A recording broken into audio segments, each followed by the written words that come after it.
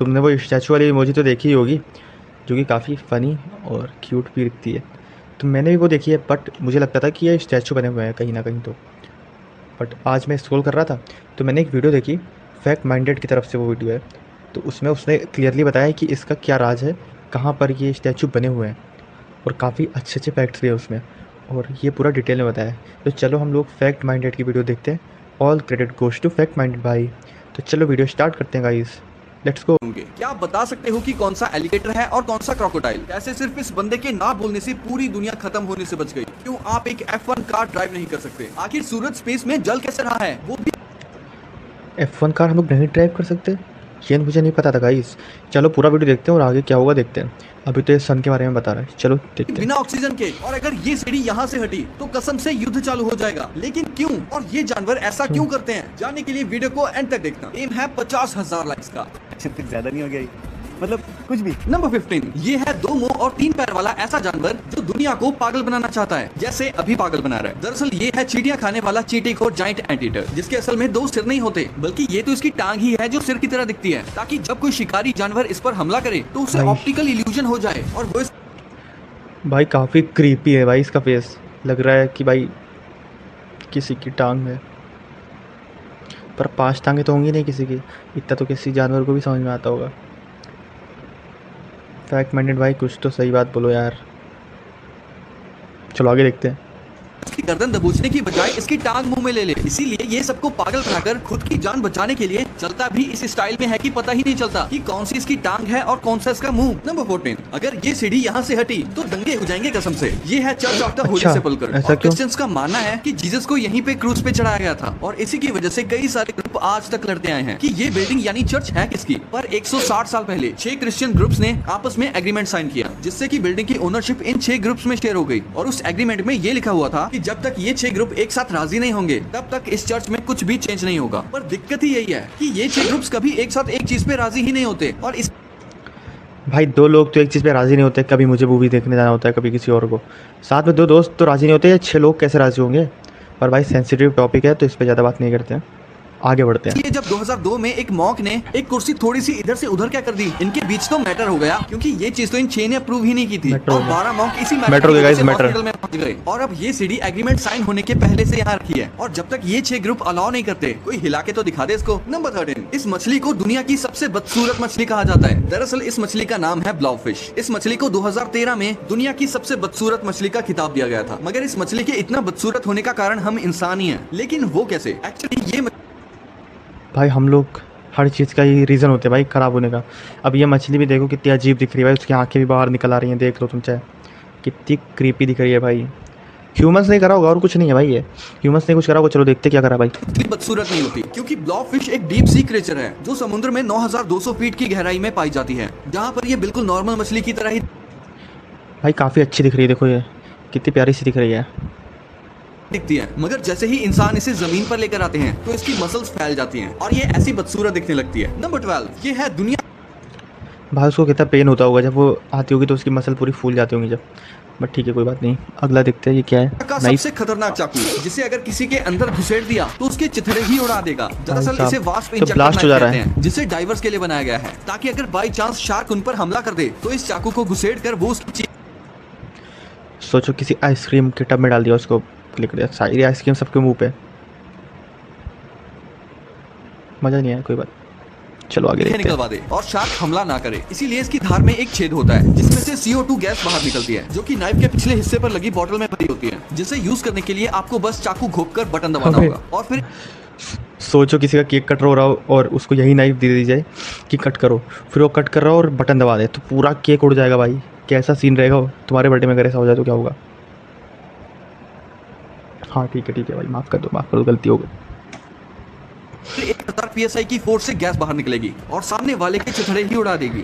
Number 11, aeroplane के उड़ने से पहले अगर उसके किसी भी पार्ट में छोटा सा डेंट या क्रैक मिलता है हाँ। तो उसे स्पेशल टेप से चिपका दिया जाता है, जिसका नाम है स्पीड टेप। ये कैसा जुगाड़ है और एरोप्लेन की विंडो पे ये छोटा सा होल क्यों होता है? आइए जानते हैं। ये कोई नॉर्मल टेप नहीं है, बल्कि एक सुपर स्ट्रॉन्ग एल्यूमिनियम वाली टेप होती है जो हाई स्पीड प्रेशर और टेम्परेचर को इजीली हैंडल कर लेती है। मतलब जब तक प्रॉपर रिपेयर ना हो तब तक ये टेम्परेरी फिक्स का काम करती है। और घबराने की बात नहीं है, ये बिल्कुल सेफ होती है, एयरलाइन से सर्टिफाइड होती है और सिर्फ माइनर सरफेस इश्यूज पे ही यूज की जाती है। अब बात करते हैं प्लेन की विंडो में उस छोटे से होल की। लोग सोचते हैं कि ये कोई डिफेक्ट होगा, लेकिन एक्चुअली ये होल विंडो के प्रेशर को बैलेंस करता है और कंडेंसेशन को भी रोकता है। अगर ये ना हो तो विंडो क्रैक भी कर सकती है। तो नेक्स्ट टाइम जब भी प्लेन में बैठो और ये टेप या होल देखो तो टेंशन मत लेना, ये सब साइंटिफिकली टेस्टेड हैक्स हैं, कोई जुगाड़ नहीं है। नंबर 10, चिली से करीब 3500 किलोमीटर दूर ईस्टर आइलैंड नामक इस सुनसान टापू पर ऐसी रहस्यमयी मूर्तियां पाई जाती हैं जो किसी बड़े रहस्य से कम नहीं है, क्योंकि मोआई नामक इन स्टैचूज का वजन लगभग 90,000 किलो से भी ज्यादा है। 90,000 किलो भाई साहब। हम लोग तो वो इमोजी यूज़ कर रहे थे, हम लोगों को तो पता भी नहीं था यार।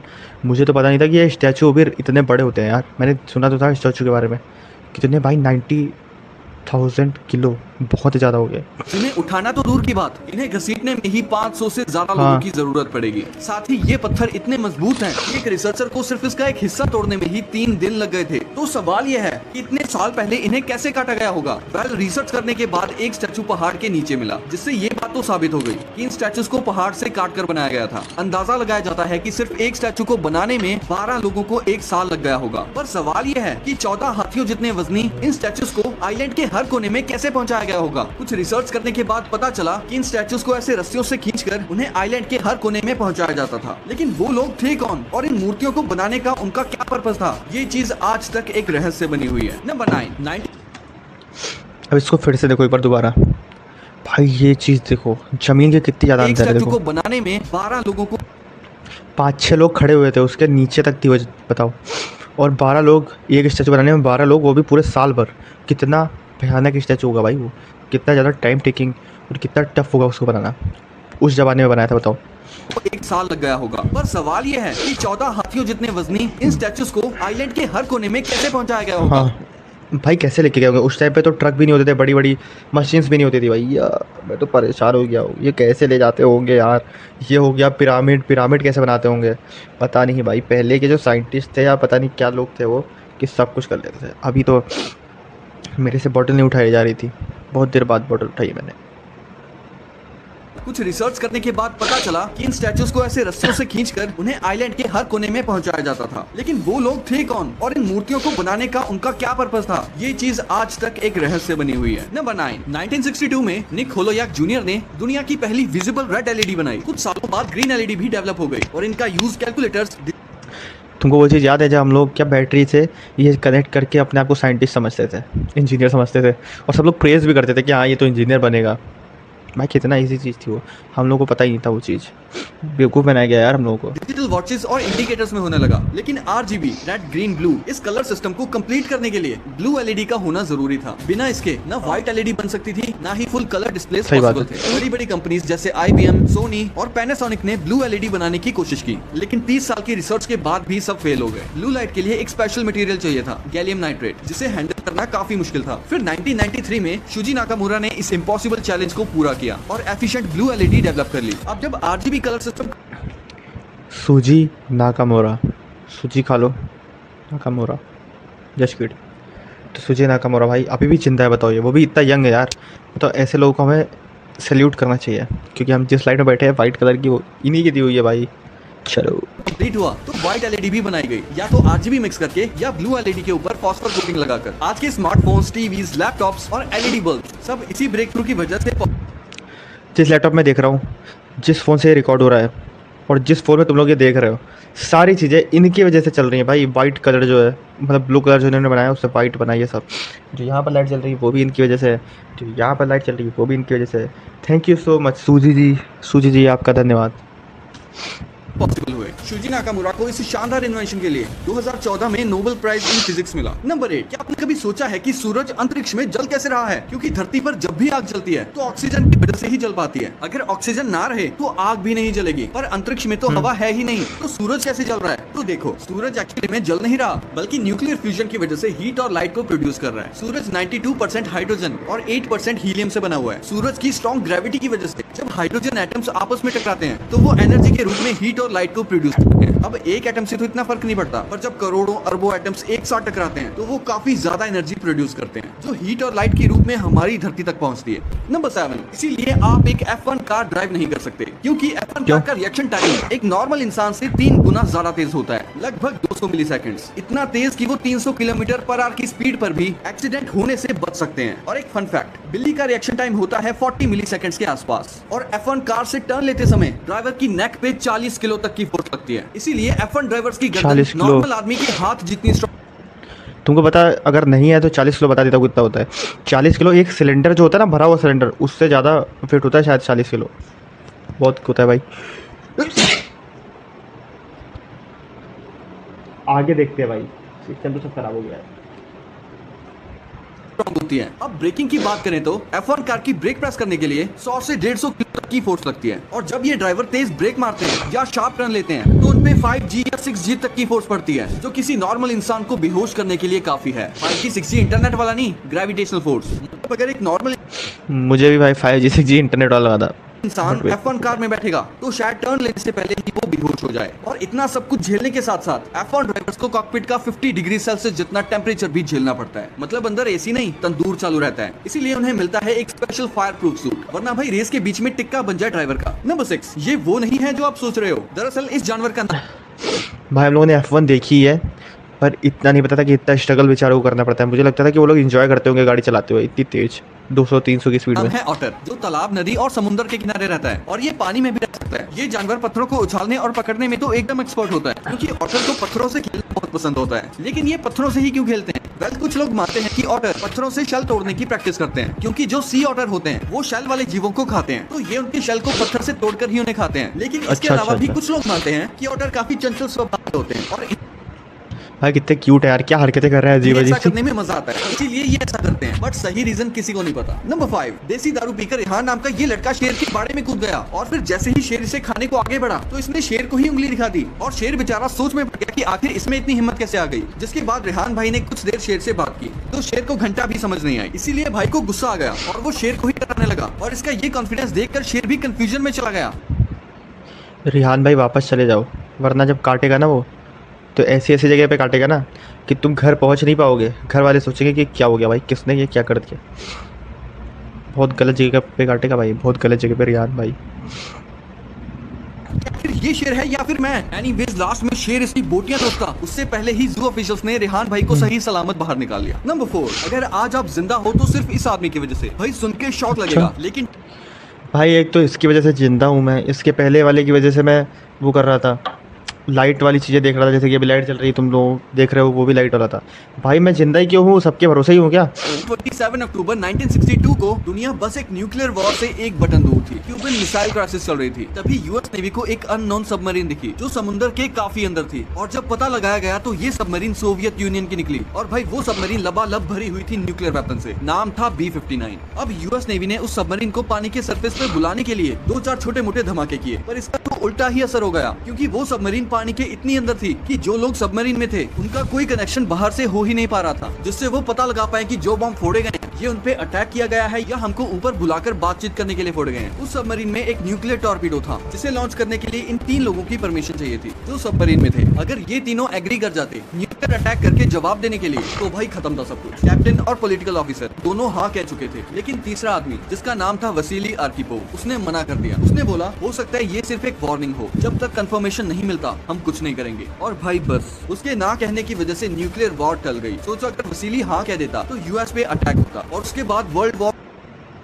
भाई उसकी वजह से बहुत सारे लोग यूएस के बच गए और दुनिया के भी लोग शायद बच गए। अगर वर्ल्ड वॉर हो जाती तो बहुत दिक्कत होती, और यूएस ने सही टाइम पे बुलाने के लिए बोल भी दिया, ये भी सही करा। ये चीज़ मुझे नहीं पता थी भाई, बहुत ही डिफरेंट चीज़ है और अजीब है, सही बात है। ऑलमोस्ट सर्टेन थी, लेकिन एक आदमी का और जिसको नहीं पता हो सोवियत यूनियन क्या है, सोवियत यूनियन पहले सोवियत यूनियन था, अब वो बट करके रशिया बन चुका है।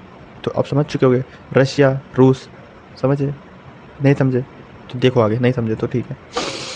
पेशेंस, उसका डिसीजन पूरी दुनिया को बचा गया। नाम याद रखना, वसीली अर्किपोव, वो अनसंग हीरो जिसके डिसीजन ने करोड़ों लोगों की जिंदगी बचा ली। नंबर 3, क्या आप बता सकते हो कि ये एलिगेटर है या क्रोकोडाइल? हाँ, गोली मार दी उसने। अब भाई क्रोकोडाइल, ये मेरे हिसाब से तो क्रोकोडाइल है, बाकी मुझे पता नहीं, तुम बताओ। बताओ भाई कौन मरा, एलिगेटर या क्रोकोडाइल? नहीं पता तो बेफिक्र रहो, आज समझा ही देता हूँ। इनकी सबसे बड़ी पहचान होती है नाक की शेप। एलिगेटर का स्नाउट चौड़ा होता है और यू शेप में होता है, वहीं क्रोकोडाइल का स्नाउट पतला होता है वी शेप में। और एलिगेटर का ऊपर का जबड़ा चौड़ा होने की वजह से जब वो अपना मुंह बंद करता है तो उसके नीचे वाले दांत ढक जाते हैं और सिर्फ ऊपर वाले नजर आते हैं। लेकिन क्रोकोडाइल का जबड़ा ऊपर और नीचे का बराबर होता है, इसीलिए मुंह बंद करने पर ऊपर वाले भाई कितना क्रीपी और डरावना दिख रहा है यार ये, देखो सोचो अगर ये किसी खा ले।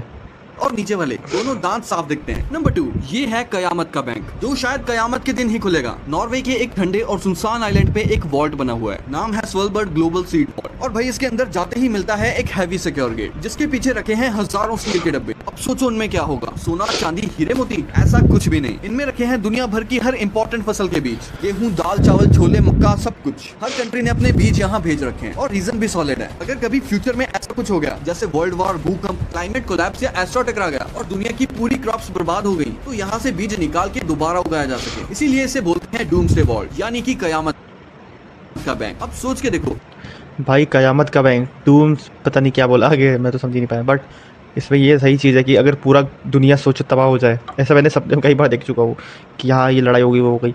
मूवीज़ में तो हम लोगों ने देख ही रखा है।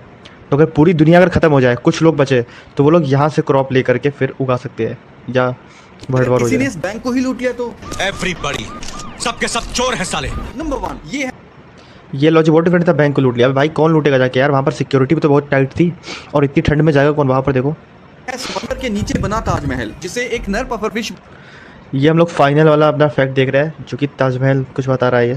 तो चलो देखते हैं, लास्ट है अपना, फिर तुम इंजॉय करो और मैं भी इंजॉय करूँगा। देखते हैं। बनाता है 7 से 9 दिन तक लगातार 24 घंटे मेहनत करके अपनी मादा के लिए। इसमें क्या था भाई? बैंक को ही लूट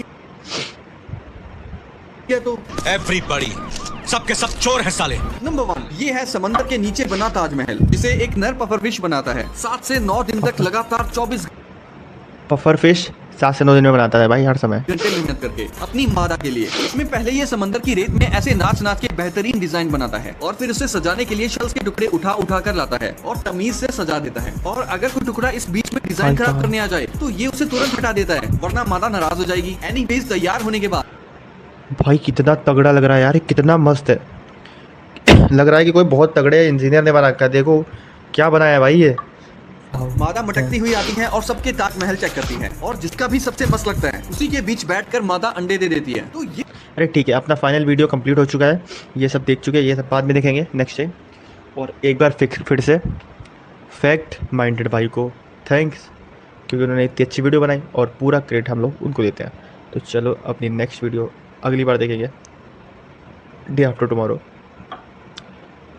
और ओके बाय। अगर ये वीडियो अच्छी लगी हो तो प्लीज़ लाइक दिस वीडियो, और हम जो है नए नए चैनल हैं तो प्लीज़ हमें डू फॉलो, सब्सक्राइब, शेयर, जो तुम कर पाओ वो कर दो प्लीज़। तो ओके बाय।